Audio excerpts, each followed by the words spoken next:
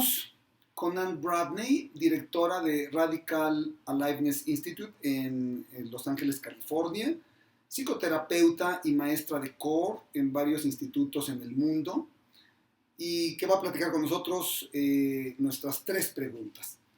Anne, thanks for being kind to be with us this afternoon. And to start, I want to ask you, can you share with us which main characteristics do you think a group leader needs to have to be really able to make processes actually in groups? Well, first of all, thank you for having me. It's my pleasure. And I would say, for me, the 3 things that are most important for a group leader. One is the ability to have neutrality. One is the ability to tolerate chaos. And one is the ability to empower the group members as co-leaders with you. So neutrality is important because when we develop that capacity in ourselves to be able to say yes to all of the energy that wants to come into the group, it allows for a very powerful and very large group process to happen. And it's as if we're putting out an energetic message that says everything is welcome. And when we put out a message that says everything is welcome, something huge happens. It's a state that is absolutely necessary for chaos. Chaos is necessary because if we don't have chaos, we keep everything smaller than it has the potential to be. We keep ourselves smaller, we keep our group members smaller, and we keep a process smaller. So when we can say yes to chaos, chaos is a part of a natural process in the world that leads to a higher evolution and a higher complexity. So when we can say yes to chaos, chaos is just the state before something reforms into a higher level.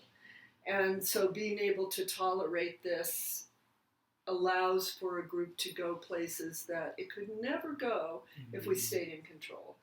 And lastly, I think what's happening in the world today is that we as a species are being asked to learn how to become a cooperative group entity.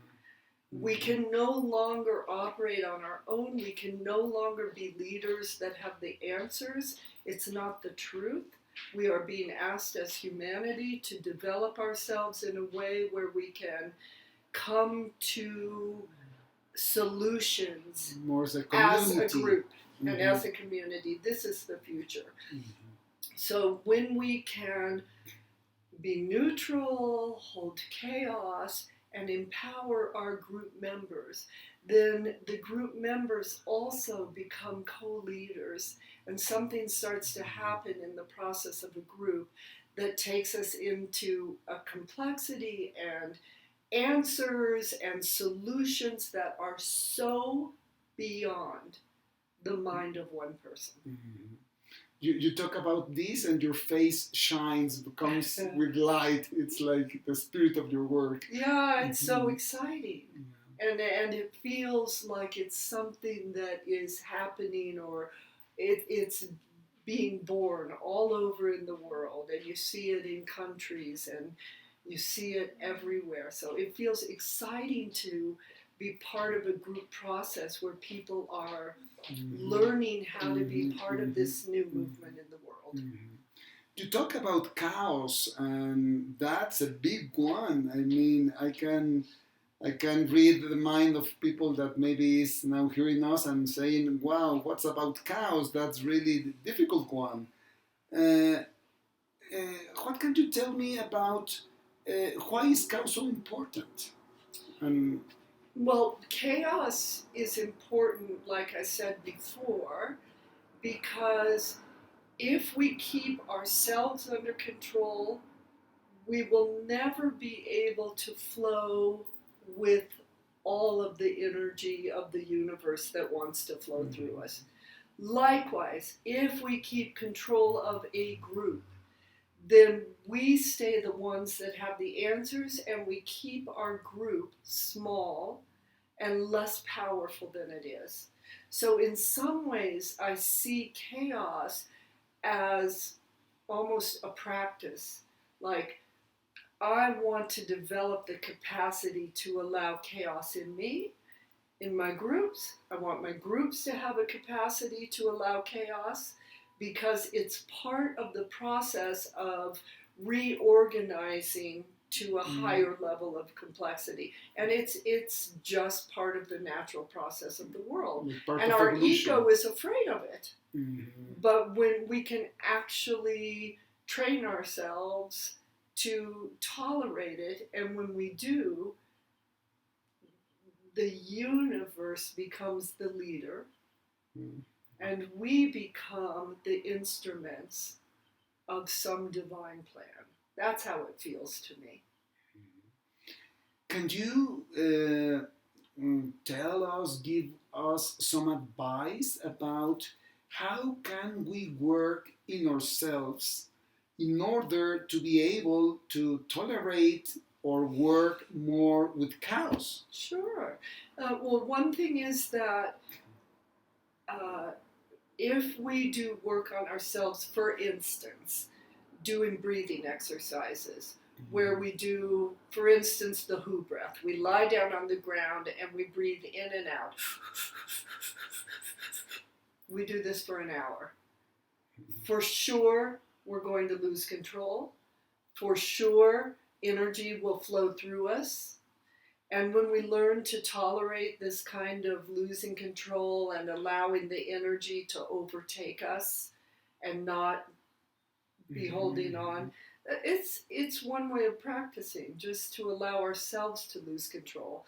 Maybe also to, in our own therapies or in our own emotional processes, to really allow ourselves to go to our profound feelings, to touch into the places where we're very angry or we're very sad, and to allow those feelings to take us over. I mean, in many ways, it's like setting an intention to open ourselves to being out of control, really. And breathing is one simple way to do it. I think I was thinking something else. How do we practice losing control? The other thing I would say is that when we're in a group, for instance, and we're in the energy of chaos and we are the leader, to know that we will have thoughts that say, this is out of control, I don't know what's happening, this is going to fail, and these are normal thoughts. And we have to resist the temptation to listen to these thoughts and take the group back under control. Because it's frightening for the ego, it's frightening for the small self to trust in the energy of life and chaos. And almost always, before something profound happens, I have these thoughts. Even after all this time of doing this work, oh no, I'm out of control. I've lost control of this group.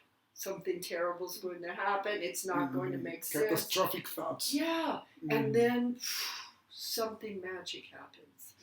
So to learn how to tolerate and know that those thoughts are normal in the middle of such a process. Thank you very much, Anne. You're welcome. You really illustrate us. Thanks. Y gracias por acompañarnos un momento más en estas 3 preguntas en esta ocasión con Bradney. Gracias. Gracias.